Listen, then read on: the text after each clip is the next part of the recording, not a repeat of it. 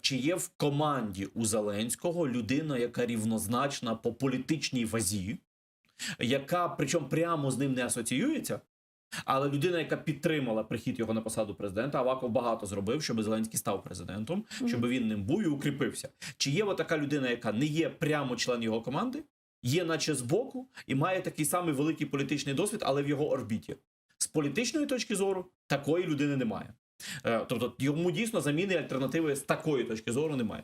Якщо ми говоримо з точки зору професіоналізму на посаді МВС, то замін багато. Можемо назвати багато прикладів, хто це може бути. Не проблема. Але ж питання... Ну, для нас, для страны, что важнее, политический вес человека, либо его эффективность на посту МВД? А от очевидно, що Зеленському приходиться вибирати. Чи він може отримати якогось новітнього фахівця, який може запустити другу хвилю реформи МВС, але Верховною Радою почне трясти. Бо Аваков чому такий сильний? В тому числі не тільки тому, що контролює силовий блок, але й по тій причині, що дуже багато народних депутатів за межами фракції «Слуга народу» і всередині фракції «Слуга народу» є людьми, яким, давайте скажемо культурно, дружніми з Аваковим.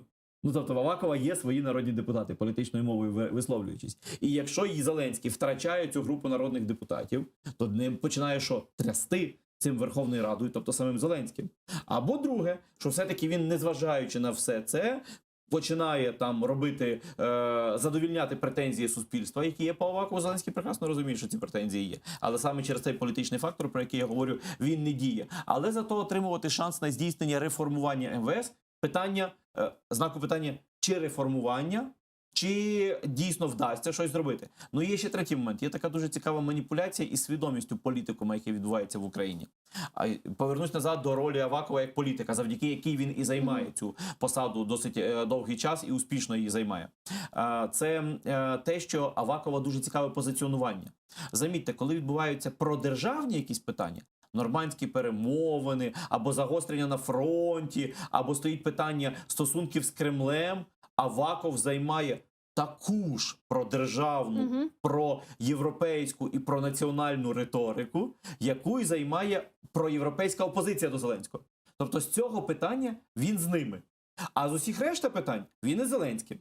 І як виходить з точки зору політичного поля, що дуже часто навіть опоненти кажуть про те, що ми, звісно, хочемо заміни Авакова, але якось так, щоб друга армія України, а по рівню забезпеченості і фінансової організованості і вкладенню туди капіталу, може і те, що перевищує Збройні Сили України. Ну, тобто, вони рівнозначні структури, да? Якщо взяти всі добровати, МВС, Нацгвардію, всі там спецнази, що там є всередині, і Міністерство Збройних Сил, і практику з лінією бойових дій і так далі, то МВС не особливо відстає від Міністерства оборони. Тобто це величезний, крутий підрозділ. І про що кажуть завжди патріотична опозиція? Про те, що каже, ми би хотіли заміни Авакова, але тільки за умови, що туди точно прийде людина проєвропейсько-українська. І Аваков, виходить, який має інтереси і в Європі одночасно свої, і разом з тим від Зеленського виходить таким містком, яким дуже добре грає. Він то тут бар'єрчик підніме цього мостика, то опустить, то тут підніме бар'єрчик цього мостика,